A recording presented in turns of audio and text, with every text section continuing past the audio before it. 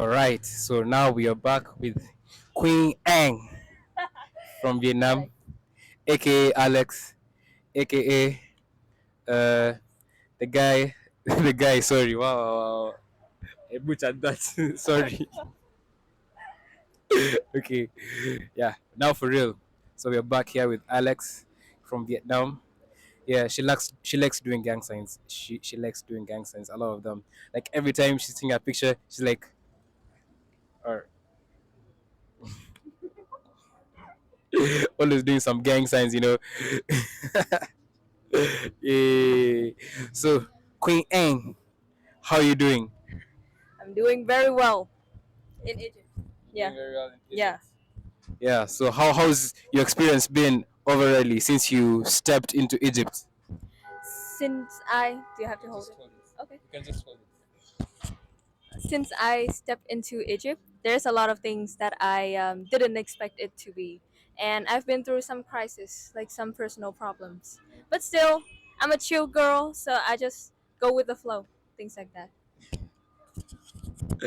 Okay. Okay. Crazy.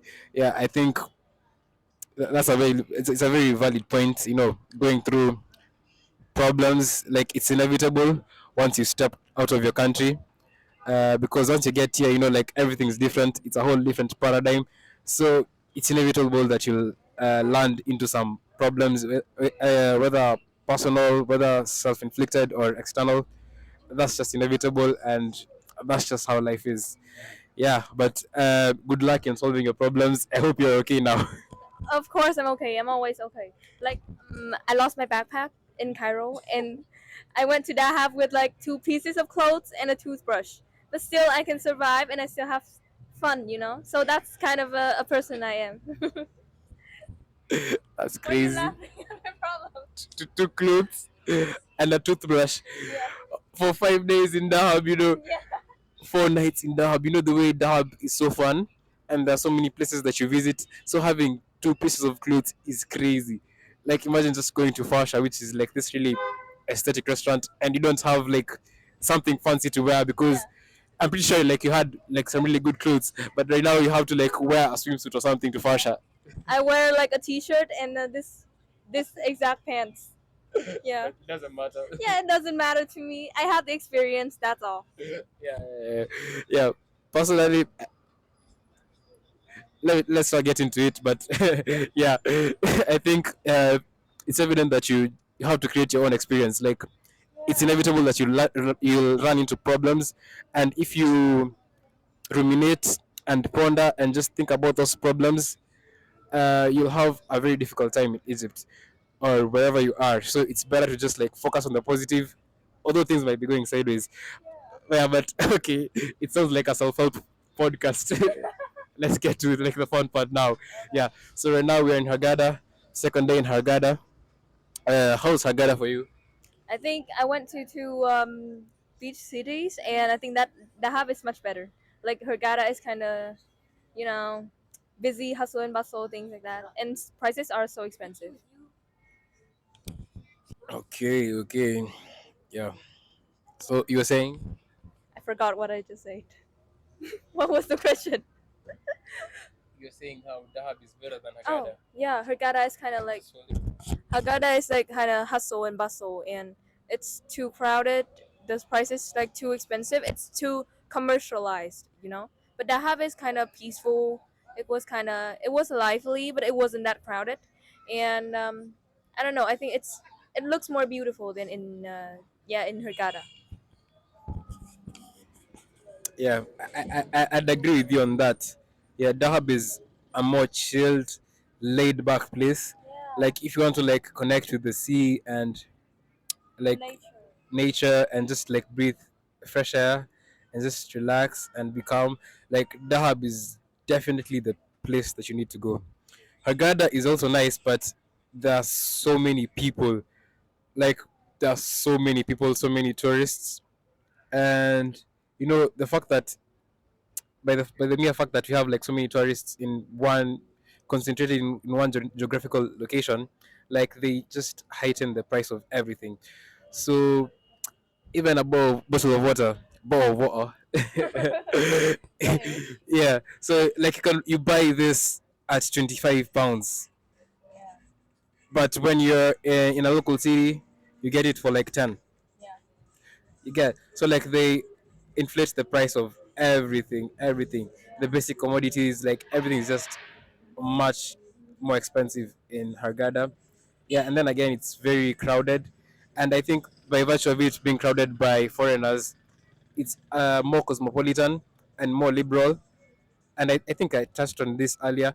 You know, like you'll find like liquor stores in the area, like you don't see that in Egypt. Like when you're walking around, you don't see stuff like that.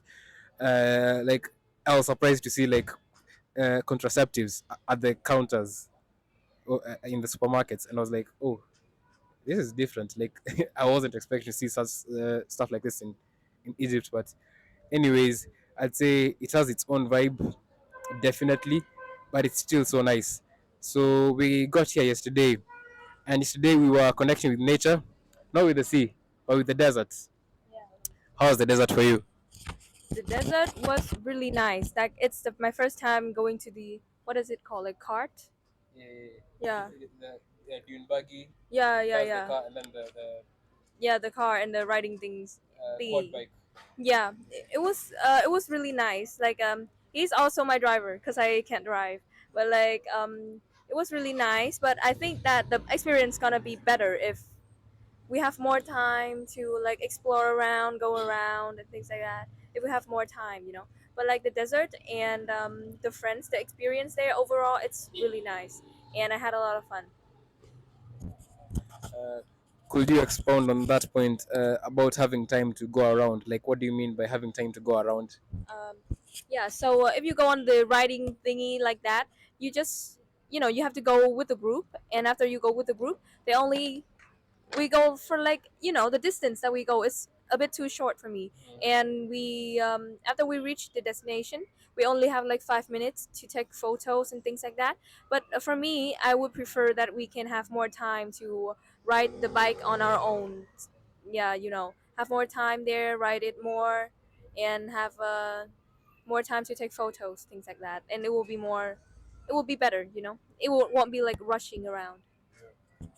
Yeah, I think I share that sentiment too. Because after we rode the quad bikes, we went to some place very far off, like into the middle of the desert, and then we rode some camels for a very short period of time too, like for 10 seconds, literally riding camels for 10 seconds And the photos and were taking two photos, and the person who was taking my photos, there was no focus in those photos. They were so blurry. Oh my god! Oh my god! so bad. It was so bad. It was so bad. Yeah, the photos were so bad.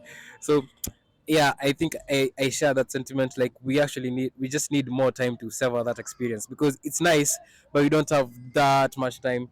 Like it's a good distance, but it's short, so we need like a lot of time to like really experience like the engines and feel the desert and connect with the desert, and just feel that vibe. Yeah, I do agree with you on that. Because personally, I think like we went quite a distance to like the middle of the desert. For me, I think that should have been the quad bike ride. Like we go from where we started to that place and then back. Like that would have been a really good safari, and it would have been worth it, regardless of maybe the price that they would have charged us. But because I know that they would have asked for crazy money, but for me, I think that would have been a better safari. What do you think? Yeah, I do think so because you know, on the, we didn't expect we can ride like, I think that camels are everywhere on the desert, but like not at the place where we went for the car ride and things like that. So we have to travel for like 30 minutes each way, each round, to get to the camel thing, and it was not worth it because if we ride the camels, we should have stayed there for longer. We should like, the camel should take us for like around the place or things like that. But we just only went for like 2 meters, and then we take some horrible pictures. Yeah, and then we go back and we eat some kind of like tortilla bread and things like that, and it wasn't that good.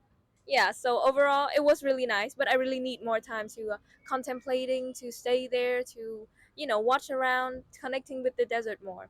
I think it will be much more fulfilling an experience for me. at the desert. Very controversial. Oh my god. I'd say like the bread, the tortilla bread, the chapati, roti, whatever you wanna call it.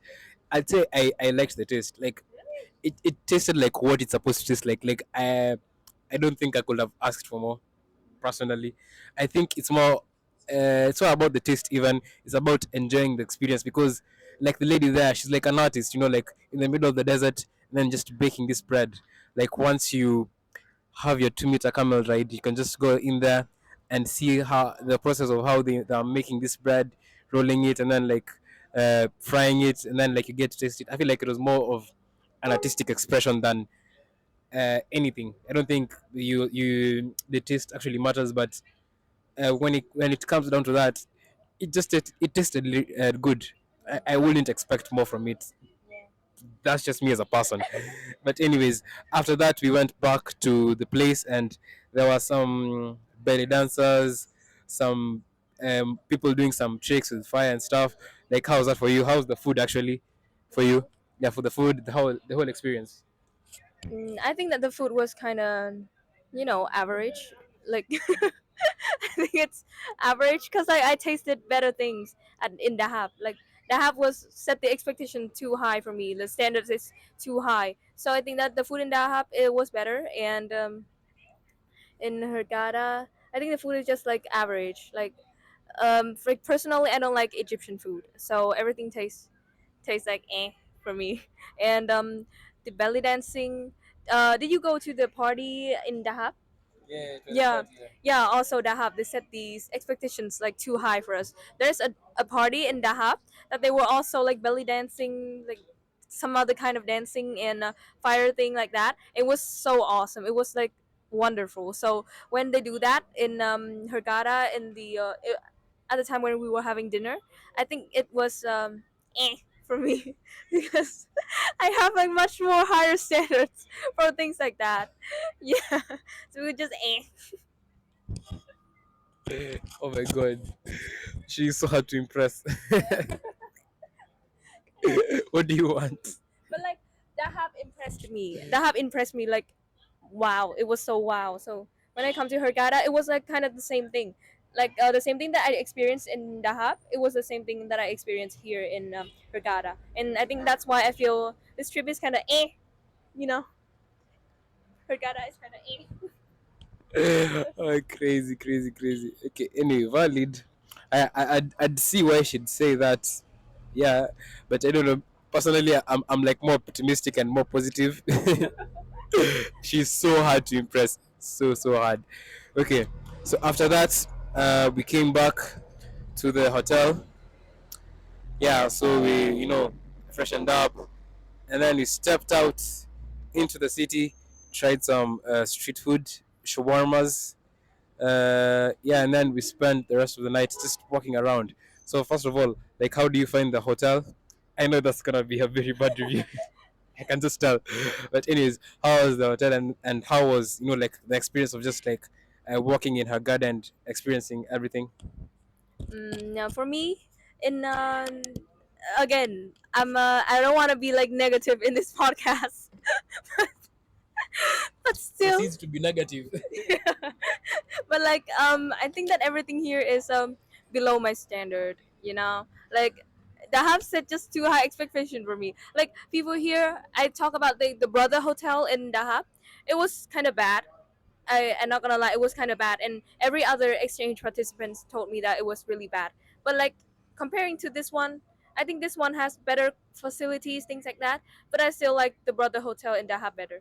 I don't know, but like here, I think because my accommodation in Zagazik does not have an air conditioner, so like I'm happy with every places that has air conditioner. Um, yeah, and walking in around the street, I feel like kind of a Vietnamese vibe actually, because in Vietnam it was all very crowded. Like every tourist places, it was so crowded, and I felt like home walking around the street because there are people everywhere, foreigners everywhere, and it was kind of nice. And the food we had last night was like I call it a wrap. Yeah, but they call it. What do you call it? Shawarma. Yeah, but I call it a wrap. And I think that the food here, even like the best one, is it the best one? The wrap? I don't think so. Yeah, it's not the best one, but like I have some Western sandwiches, but it was not that good. Yeah, I left, and the Egyptian food, the portion is really like huge for me, so I mostly cannot finish all of my food in Egypt.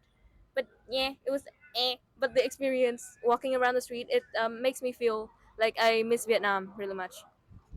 Okay, since we're talking about food, like how was today's dinner? I want to know how was today's dinner.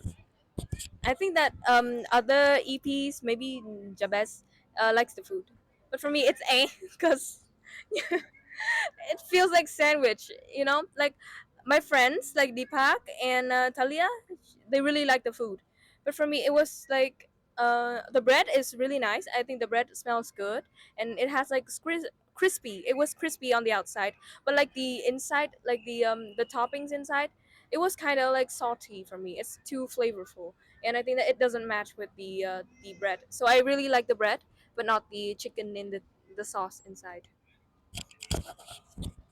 Oh my god, I'm telling you, very hard to impress. Because personally, for me, I was like, this is the best food that I've tasted in Egypt. Like I've been to a lot of places in Egypt. I was in Dahab. I've been to Siwa. I've been to Alexandria. Where else have I been to? I think Zagazig and Cairo. Tanta. I haven't taken food in Tanta though, but I've tasted a lot of food, and like that dinner, I don't know what the name of the meal is called, but I was like, I liked it. I think it's the best thing I've tasted in Egypt. Actually, hot take. For me, yeah.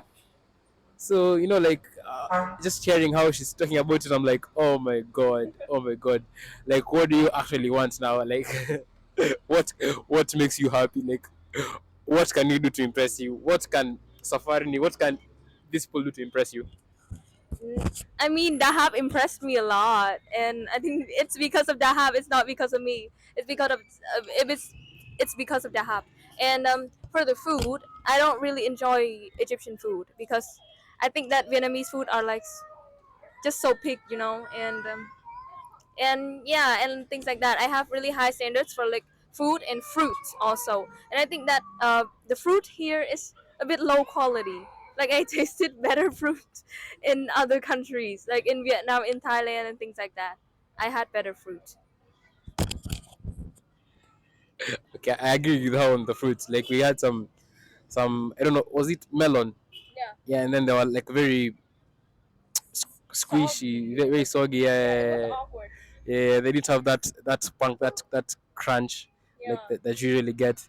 Yeah, but I don't know. Maybe we it's because we got them from the market. Like supermarkets don't have the best of fresh foods, so that could be one of the reasons. I think you can have a better experience with fruit when you buy it like fresh from a market, not this supermarket, like a real market. Where like Yeah. I think once you try that, we can come up with like a conclusion. So like I'm still giving it a chance, but yeah, I'll have to side with her on that. Yeah, but anyways, aside from that, speaking of today, so we woke up, had breakfast. You don't even have to talk about that, and then and then went to Marina. We went for Seascope, Yeah. basically a yacht, and then the basement of the yacht has like some glass panels that you can see through, so you can see fish, coral, and just the life underwater. How was the experience at the Seascope? I'm not gonna be negative this time because I really enjoy like today, because like about the desert, we didn't have much time to like connect with the nature, right? But here we spent like basically whole day on the beach, and I think that it was really good. We had the submarine thing. We got to see a lot of fishes, and I was like sitting there. I wasn't even like taking a lot of pictures because I really want to. Okay, so now we are back again. We had to go on a slight break because of some technical difficulties. Yeah, but that has been sorted out. Now we have a director, Deepak, man like Tupac Shakur. You know the vibes, man. Yeah, so, anyways, we were talking about Haggadah. I don't know where the podcast cut short exactly, but we're gonna run it back to Haggadah, second day in Haggadah. So, went today we went for the sea scope. We did snorkeling. Yeah, and we were about to talk about parasailing before we discovered that there's a technical hitch. But anyways, so after snorkeling, you know, being with the fish, swimming with the fish, being one with the sea, we got out and went for parasailing. How was that, Queen? This was like my first time doing parasailing, and I think it was awesome. Like it was just awesome, you know. I really like the view, and I like being like out the sky, things like that. It makes me feel, you know, like every stress and everything that I have, like messy in my mind, it just disappears. Yeah, and I really enjoy the wind and the things like that. I just really enjoy being like up in the sky. But like, you know, when we're did you like go under the sea, things like that? Yeah. So the boat rider, they just mess with the people on parasailing, but like we didn't get the chance to like go underwater. You know, they just send a right boat like right out on the boat, so we cannot like, you know, you get me. Explain it to them. Yeah, okay, basically, as she said, went for parasailing, and the experience is really good. Being in the sky, oh my god, you forget about so many things. You're just looking at the sea, and you can't even see the extent of the sea. Like, it's so huge. Like, the buildings are so nice, so pretty. Like, you can see like the beautiful architecture, like how everything looks. And at that moment, like, nothing else matters. Like, for those few minutes that you'll be up in the sky, like, that will be probably one of the best experiences that you'll have. Yeah. And so she was talking about when we were coming back, they dip you into the water. Okay, so parasailing essentially is you're sailing, you're on a boat. Like, you how it starts is you get on a boat. So the boat is like a motorized boat, a speedboat. So it has like a cord that's tied to a parachute. So they basically just hook you onto like some harness, some parts of the mechanism, and then you are launched into the air. And the boat now starts sailing as you're in the air, so that you can stay afloat in the air. And they have the power to, like, shorten or lengthen the cord through like this motor that they were operating. So like when they were pulling us back in, like, they'd pull you back in and tease you, make you think that you're going on the boat, then they'd release you into the water. And it was a really good feeling, because when I was up there, I was just like, the best thing that could happen to me is just diving into this water. Like, I'd die to dive into this water. So like, just being in the water for like that split second, just have that cold water fall on your skin is so I know, so nice, so nice. Top 5 feelings, if you'd ask me. Yeah, but sorry you didn't get to experience that. the boat rider didn't mess with us, so we Y- didn't do it. yeah, I was talking to Shaima, and we were talking about, when you're up there, you just wonder, like, human beings saw all this beauty, and then they decided to create Excel, Google Suite, Microsoft 365. Like, why? Why couldn't we just enjoy nature? Like, what do you think about just severing life from that perspective, and then thinking about, okay, juxtaposing it to, like, with your normal day-to-day routine, like humans actually just saw all this beauty and decided that we need routines and we need to, like, use Excel. Like, what do you think about that? I think it's stupid. Like, why can't we just be unemployed? Yeah, you know, why can't we just be unemployed and be wide? Like, connect with the nature. Oh my god, what are humans doing with their earth? Oh my gosh. For real, yo. Anyways, and then another conversation that we got into is, we've been here. Okay, I've been here for, I think, over now almost a month, and it's been very relaxing. My routine, my day-to-day routine got messed up, because like, I'm in another country, different climate. So a lot of these factors play into how you do things, and you have to like now establish a new routine, if you even can establish a new routine, because it's literally impossible. Everything's just working against you. And we're talking about how we are not really doing any work. We're just like not stressed about anything. We really just wake up, go see beautiful places, have conversations, eat food, walk around, buy things. Like, what do you think about life from that perspective? Like, just not having to necessarily work, but just living, sleeping, looking at beautiful places, and enjoying food.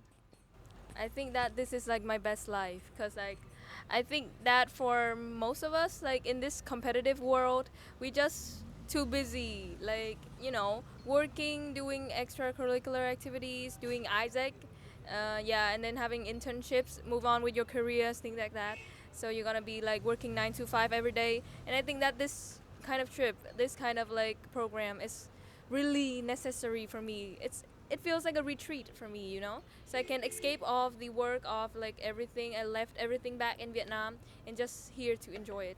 And I think that we all deserve trips like this. Yeah. Okay, okay. I do agree, and I think that that point has been passed across well. You know, like we usually just too tied up and stressed out.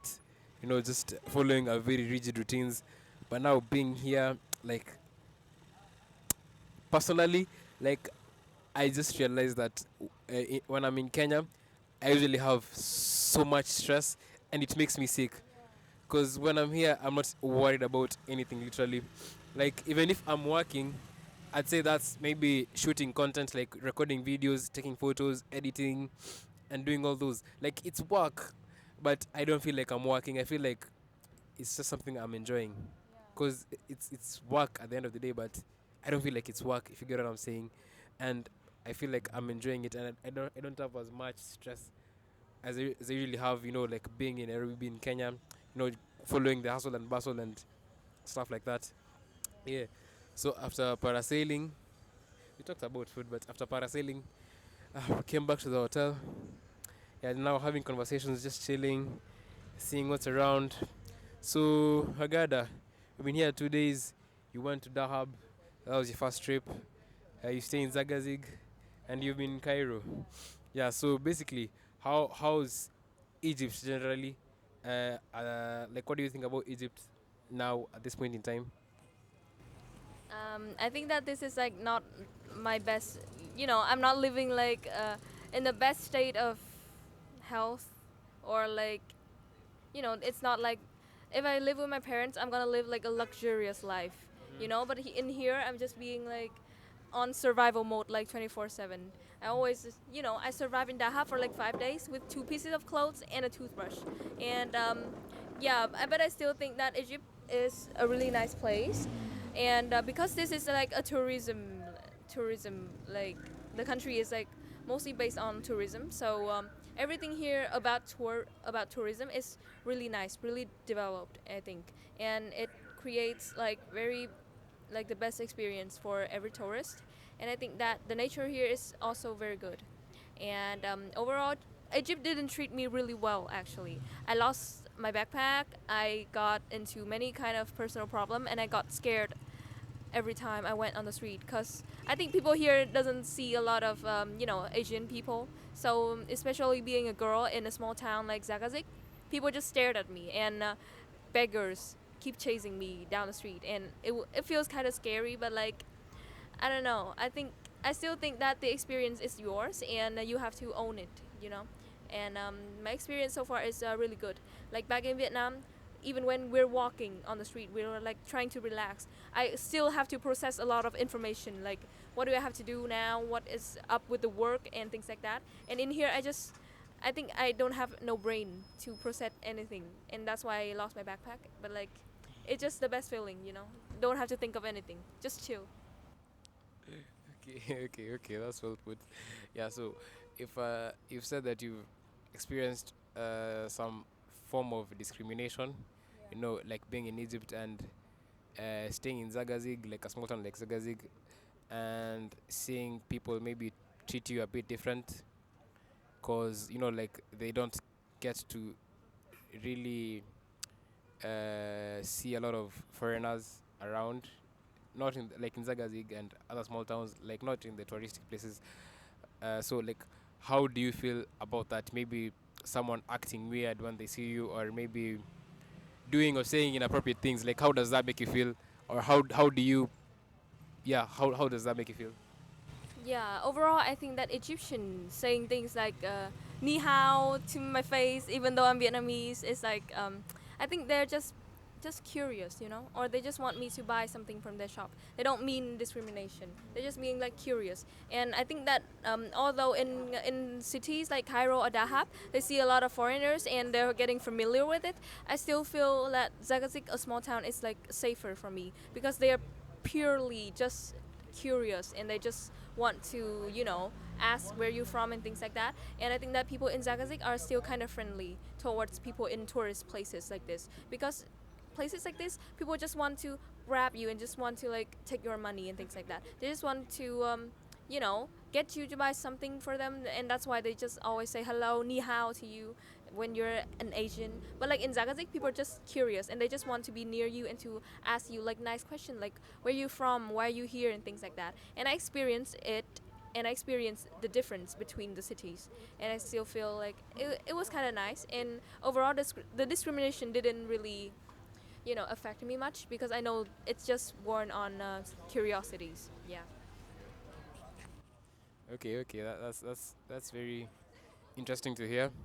Yeah, I agree definitely. I think I share that sentiment to a large extent, because when you're in a place like Zagazig, which is a small town, not a touristic place, like for me, like being black, being African, and like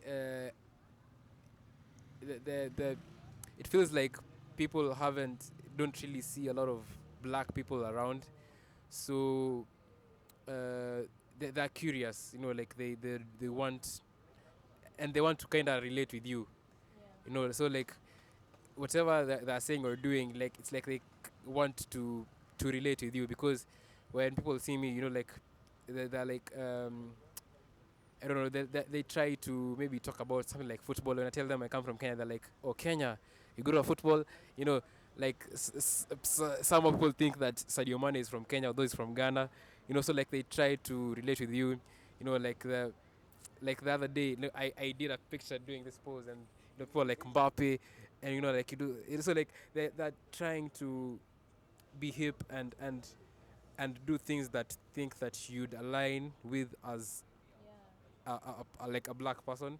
Yeah, so like I definitely do think that's true.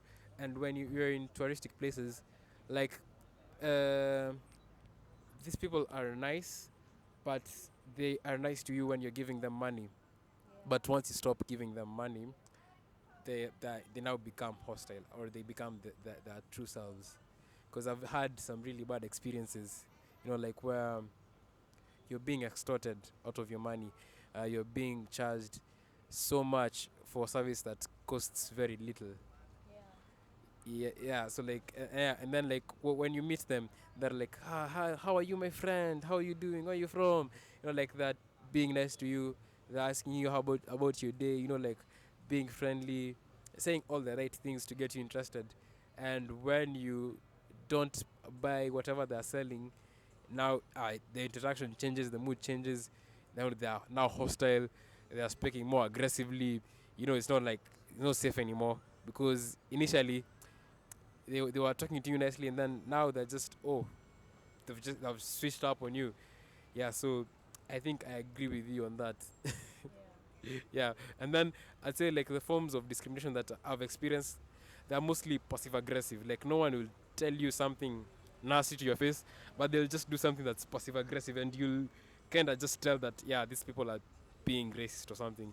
Yeah, like yesterday when we were buying shawarma, and then like the guy was like passing by, and then the street was so wide, and then he was I don't know, like he wanted me to move so bad, although you can just like just sidestep and walk. Like he wanted me to just move so that he can have like the whole street to himself. And he was walking, although he had the option to just take a side step and move. And you can just feel the passive aggressive nature that yeah. Yeah, so I'd say like the discrimination is more, it comes from people being passive aggressive more than them maybe telling you nasty things. Because yeah, I haven't really had anyone say anything bad to me. Yeah, but it's you can just see it in how they treat you, or in their passive aggressiveness, or in yeah. Anyways, what else? I think we've summed up a lot. What else do you want to talk about? Yeah, like I think that both Dahab and Hurghada are like beach city, you know. Like, but in I think that they both receive some amount, like some numbers of tourists that are quite the same. But like here in Hurghada, I feel like people are more like unfriendly towards you, and it's things are more like commercialized, you know. But like in Dahab, it's also beach cities. They also charge a lot for tourists, but it doesn't feel like this, you know. It doesn't feel like it. People are nicer. They just give you the right price and things like not the right price, but like people are more friendly and more like want to get to know you better. It's not like this. This here at this place, people just want to get you some money and charge you like really high. And I think that this is not the atmosphere that I want in like personally. I don't want this experience to be such commercialized like that. Yeah, I do agree with you. Like Hagada is so commercialized, like Yeah. too commercialized. Yeah, and you know, like when I got to Egypt, I just stayed for a day, and then I went to Dahab as my first trip. Uh, During my first day, I had walked around Zagazig and all, and I experienced something, and it's a recurring theme, and I think it's just how Egypt is. I feel like Egypt is a really affordable place, but there are so many microtransactions. It's like Egypt was made by an app, like an app, like it's like a free app or a very cheap app. But once you download the app, like there's so many things you need to buy within the app to use it. So like if you like maybe you're going on a trip, like you'll go on the trip, and then to do something extra, they'll be like, oh, we also have this and this, but you need to pay this. And then you do that, and then they're like, we also have this, and you can also pay this to experience this. So like there's a lot of microtransactions within everything, and I hate how commercialized it is. Yeah, I know, right? Yeah, what do you think about it? Yeah, also in Cairo, like I don't know. I think this is like a government thing because I asked like Isaac in Vietnam, and they told me that the government there's like a rule to charge foreigners higher, like 7 times, 8 times like than local people. For example, like if you go to the pyramids, the entrance of the pyramids was like I know for students it was 350. But like if you want to go into the pyramids and see what inside, you will have to pay an extra 750 like pounds for foreigners. And it's just so fucked up. You know, like it was just so commercialized, and it makes you pay like a lot of money to just go inside the pyramids. And if you just pay like an entrance fee, you can just stay outside and take pictures and things like that. In a bus, things like that. Yeah. Yeah, and I'm sorry to say, but I feel like the heavy commercialization of some things just takes away from the sentimental value that they hold. And yeah, because when I went to the pyramids, I didn't feel that pride that they bear. Like they are beautiful structures, like from a geometric standpoint, and they are an engineering marvel. And it's so fascinating to just see what humans are capable of. And like it's a wonder, like how did they even do it without modern day technology, like uh, how did they think about it, like how did they engineer and execute it. Yeah, fucking hell, man, like we talked so much, and so many interesting points were passed across, and we just lost it all. Yeah, there wasn't the weren't being recorded. Like there were so many insights. Oh man, fuck this shit. So we're not gonna spend like the first minute ranting now. Yeah, so The thing is, I think we'll just have to let that pass and then continue the conversation from where we were having it, because clearly we're just talking to ourselves. Yeah. Yeah, so to run it back, we're talking about the pyramids.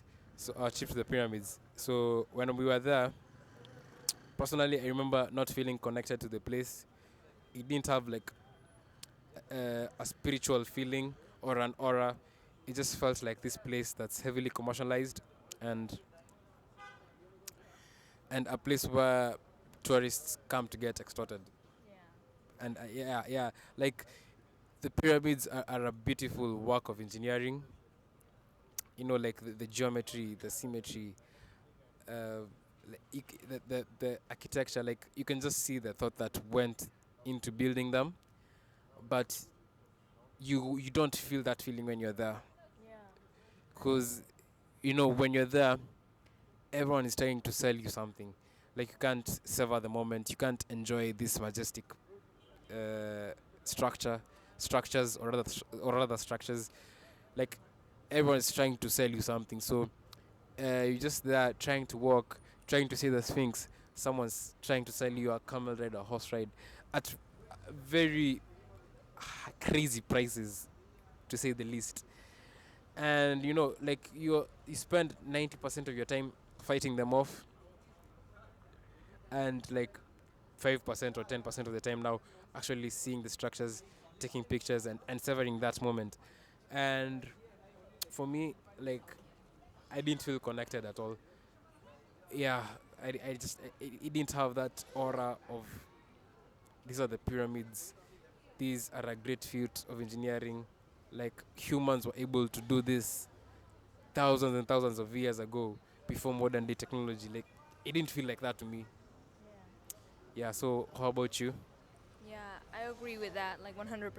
Cause like when I went there and I went back, like the only thing that I have was like pictures, but like there's no feeling, and that's why like people in my family asked me like how was the pyramid. I was saying like it was really good, but I wasn't amazed by the thing, cause like I also feel like I read about the pyramids online and back in Vietnam, and I know that it takes a lot of like human and it take a lot of work to like complete the thing, and I think that Egypt also has like a really great depth of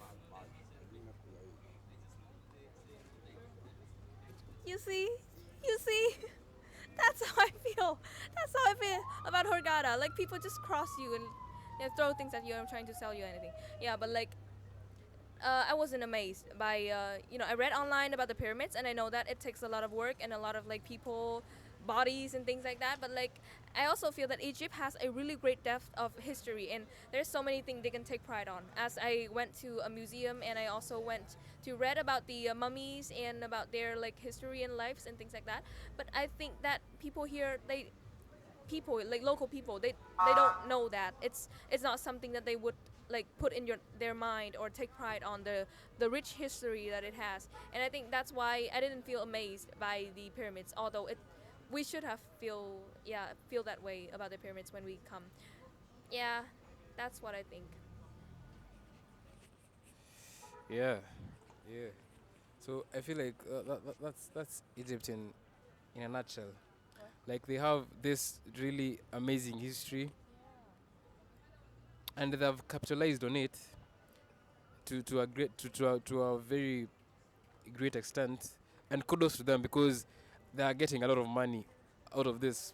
Because I don't know about the economics, but I think, and you can just see that tourism plays a huge part when it comes to Local life. yeah, when it comes to like the economy, and how the country generates revenue. Yeah, and it's good that they've capitalized on their rich history, because like they have the pyramids, the pharaohs, that whole era, like the Romans coming to Egypt, because essentially like Egypt was the touch point, was where people used to come when they were to come to Africa. So Europeans, Asians, whoever came to Africa, like some way somehow they just passed through Egypt, and Egypt has like some well documented history, and they have a really rich history. Kudos to them for like capitalizing on it, but there's no pride, there's no spiritual feeling. It feels very bland. Yeah, it's like you get into this place and it's just people just trying to sell you stuff. Yeah, because I remember when I was at the pyramids, I remember people was just trying to sell me like a camel ride or a horse ride. And every time I was refusing because, you know, like the pyramids are not even far apart and there were free buses that were taking people around. So if I wanted to like maybe go to a further distance, I could have just boarded a bus.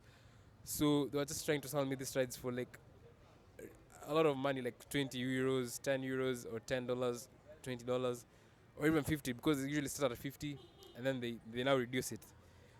And then you can now even bargain with them if you really want to experience this, because I'm not saying that they are a bad experience, but for me, like, they're not necessary. But if you want to, you can, and I feel like they're good. But that whole aspect of people just trying to sell you stuff is what I don't like. So, you know, you're there and then everyone's trying to sell you something, and then you're talking to them, and you have to like now reject all these offers. And it came to a point where this guy, like, I don't know how he convinced me, but he talked to me so nicely, and then he was like, my brother, come, you can come on my camel. I see that you have a camera. You can just sit on it, and then I'll take pictures for you for free, because like he was like, you're African like me, and you know, like, he just said the right words. And I was like, I wouldn't pay to take pictures on a camel in the pyramids, but if they are free, like, like, I'd take them. Not the yeah, so I'd take them, but it's not something that I was like excited to do. I was just like, okay, if that's what he feels, and if that's what he wants to do from the bottom of his heart, that's okay with me, you know. So I accepted. So I got onto the camel back. He took the camera, and he's a good photographer. He took some two great photos, two nice photos. Yeah, they were really nice photos. So, you know, I was up in the air on the camel, and then he didn't let you he didn't let me down. it. Oh my god. Now he was asking for money. Now he was like, now you can give me something, then I can let you down. Or, no, he actually wanted to give me a ride now. He was like, now I'll get on my camel, and then we can go around, and then I'll show you around. And then I knew from that point, he'll maybe, because it's a service that he's providing, he'll charge me, you know. And I was like, I don't want to walk around the pyramids with a camel. Like, I can just walk on my 2 feet and I can see everything, you know. Like, at that point I didn't want that, because I knew that once he did that, you know, like, it would be a service and I'd have to pay him. Not that I didn't want to, but I didn't feel like it. I just wanted to like walk and save and take pictures from my camera. So the guy now was like, you can now give me something and then I can let you down. And then I was like, you told me it was free. And then he was like, you can pay me like 20 euros. Like 20. What the hell? And then he's like, to him, he's like, that's nothing, that's nothing.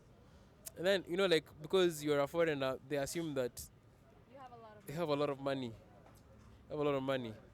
And even if that's true, like, it's like, you know, it's still not little money. Like, there's a way maybe you have budgeted, or or there's a way you want to spend your money. So like, maybe you might have that money, but you'd rather do other things that are worthwhile. So it was a lot of that. So the guy, so I was on top of the horse, and then he's like now asking me for money. I'm like, I didn't sign up for this shit. I didn't fucking sign up for this shit, man. So I had to like now now I had to start like bargaining with him. So I gave him 50 Egyptian pounds. And then he was like, this is nothing.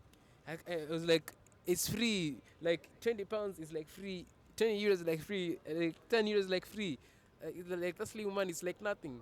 Me, I'm like, no, that's a lot of money. And I didn't sign up for that. So I gave him $1. Then he was like, this is dollar. I want European money. Give me euro. And then he was like, no, give me $10. I was like, no, I don't want to give you. I don't want, that's all money. I can't give you that. So I was just like, that's crazy. That's crazy. Oh my That's gosh. crazy. So I just gave him $1, and then I stood firm, and then he let me down, and I was so angry. it ruined my experience when I was there, because like I was just walking around the pyramids. I was like, fuck this guy, man, fuck. It was so funny. But like, I was warned about it. Like I was warned about it before I come here, like by the other exchange participant in Vietnam. They told me that if somebody lets you go on the camels and tell it it's for free, don't go in because they not gonna let you down the camels until you give them money. Yeah, I was warned about that, and I just knew the consequences you gonna have.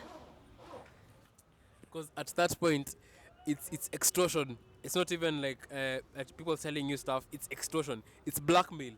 It's actually blackmail, because when you're up there, you are helpless because it's quite a distance. If you jump down, you can injure yourself really bad.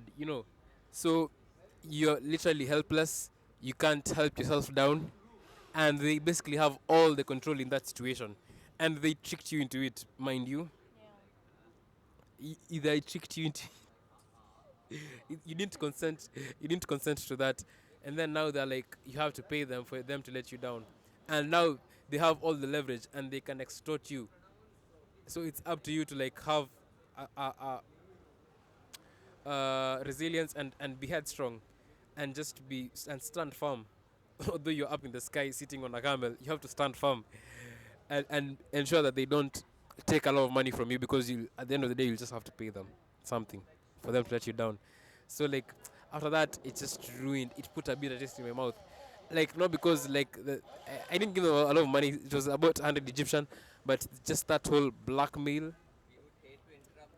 was just really bad. It was just so bad. Like I didn't appreciate it at all.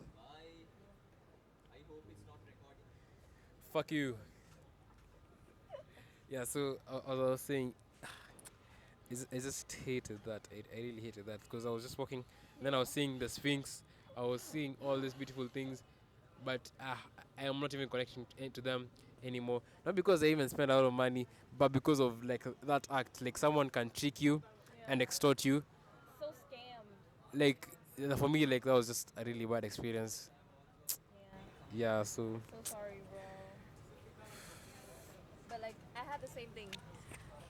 I was kind of helpless when I was at the airport actually. But like I got warned about Egyptian like scamming things like that.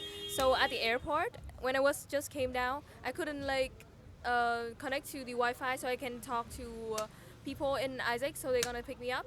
And I was so helpless. I didn't find my luggage. I didn't like have a SIM card. I didn't. I was so helpless and I don't know anything. Every sign was like in Arabic, and I was so scared at that time because it was like my first time.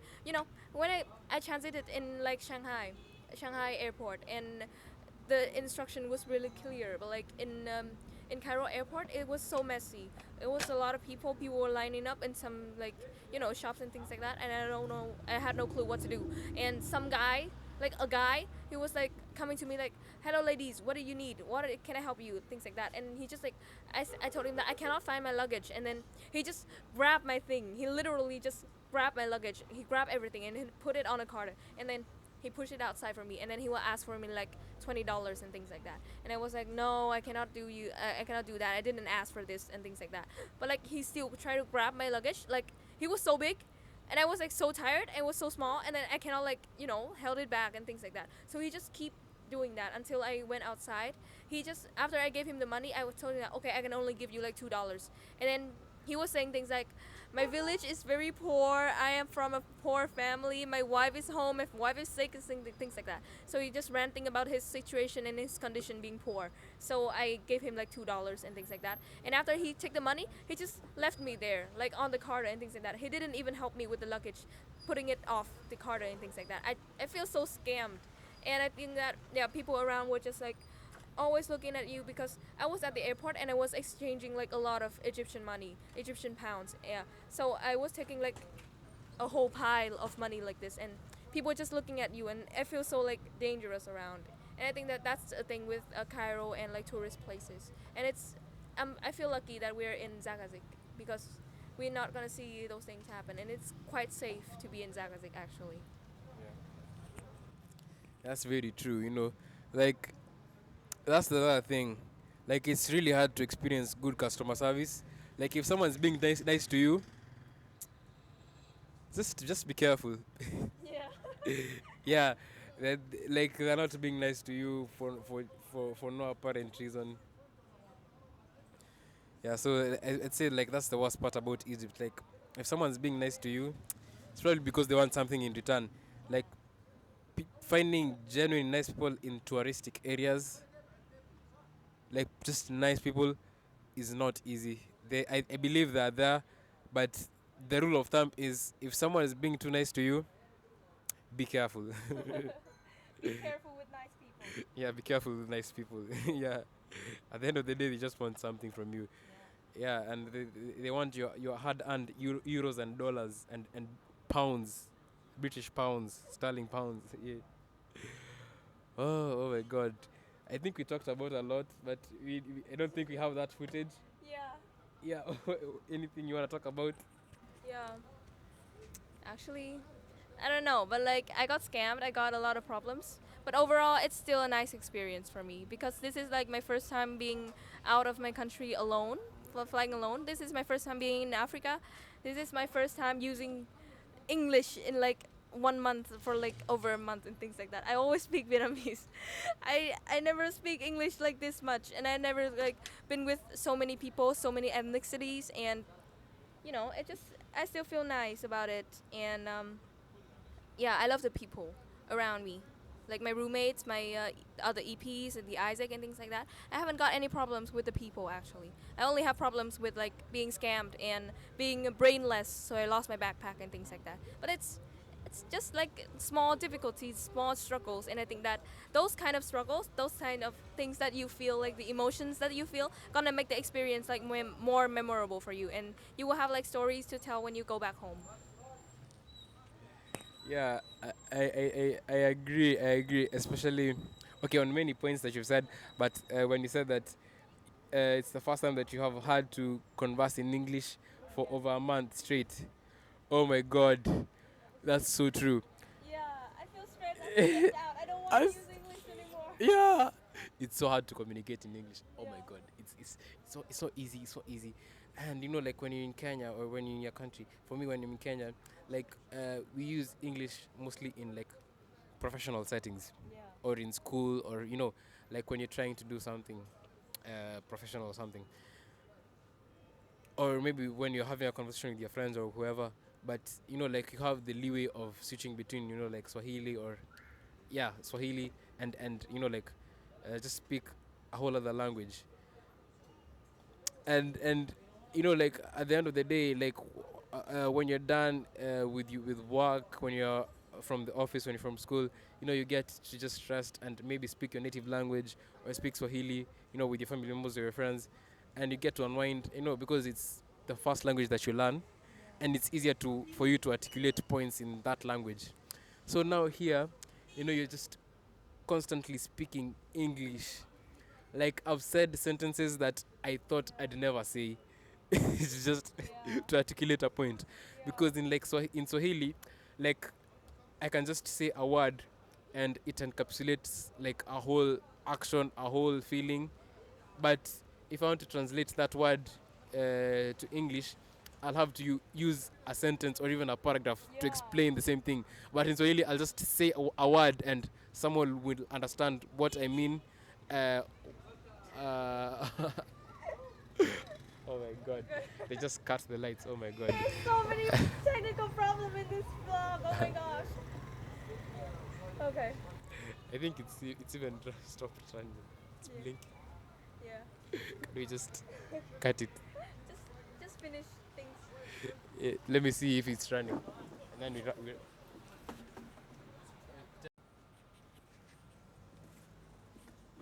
But anyways, what we were saying is, you see, uh, like for me when I'm in Kenya, you have the leeway of speaking in Swahili, and like there's some words or some things, some sentences that encapsulate a lot, and when you try to translate those words or those phrases to English, like it becomes so hard because it's so Yeah. hard to like structure sentences that capture that word or whatever that word means correctly. So I'm finding myself having to describe stuff and saying things that are saying sentences and phrases that I thought I'd never say. Speaking. English is like not expressive at all. Yeah. For real. And you always have to like process the information inside your head and always have to like brainstorm how can I express this, things like that. Yeah, but like in your native language, you can just say it. You can just like it's more expressive when you speak your like first language. I do agree with you. So like having to just speak English all the time, oh my god, it's crazy. But for me, on the brighter side, I think Kenyans speak good English, like really good English, because I'm here, and like I've met people from a lot of different nationalities. Sorry, and you can just hear from the way they talk. Like you can just tell that they don't have like they can't speak that well when they're conversing in English. So for me, I'd say that English, like the Kenyan English, is really good. Like if you're talking to Egyptians and people from other countries, and you're like, oh, because what you might say a vocabulary and they don't understand, and it's not even something hard; it's just something easy, and they're like, "What do you mean?" Or so it's like, and it's just like a simple word that you've said. So it's also really hard to communicate with people because as much as we are complaining about English being hard, I'd say she has really good English. So I'd say like, from where we're from, I think people speak good English generally. Yeah, because you meet people and you can't even talk with them because they apart from like the basic stuff, you can't have a conversation with them, like unless you now have to like now use Google Translate. Take out your phone, start translating stuff, and then teaching them new words, and then you can continue the conversation. Yeah, so it's just crazy. It's crazy. It's crazy. Yeah, but anyways, I think that's that. Yeah, the podcast has had so many technical hitches. Right now, our set has no lights. We are in the dark. Oh my God, oh my God, Jesus, take the wheel, light of the world, shine upon us. We need to see. I can't see like Stevie Wonder, like. Oh my God. Yeah, but anyways, it's time to call it a wrap. Yeah, I think it was a good conversation. You're not gonna hear most of it, so many insights, but oh well. The most amazing part, it was just gone. I don't know, but such is life, c'est la vie, as the French people would say. So, any last words, Queen Anne? What the hell? I'm just saying that we can speak about a lot of like negative things we see in Egypt, but I think that every country will have like its own drawbacks and it owns like stupid things. Yeah, but like overall the experience. Wrapping up, like quote of the day, the experience is yours and you create your own experience. Yeah, so I still think it's a very nice trip, although I just only been here for like over 2 weeks, like about over 1 week, like about 2 weeks. Yeah, but I still feel that it's an amazing journey and I met a lot of nice people, and I think that yeah, it's still worth the experience. Yeah, that's it. Although Egypt is treating me kind of badly, but like I still like it. Oh, okay. I think that's that. Time to call it a wrap. It's been Jabez and Queen Anne. Alex. Alex. We are out.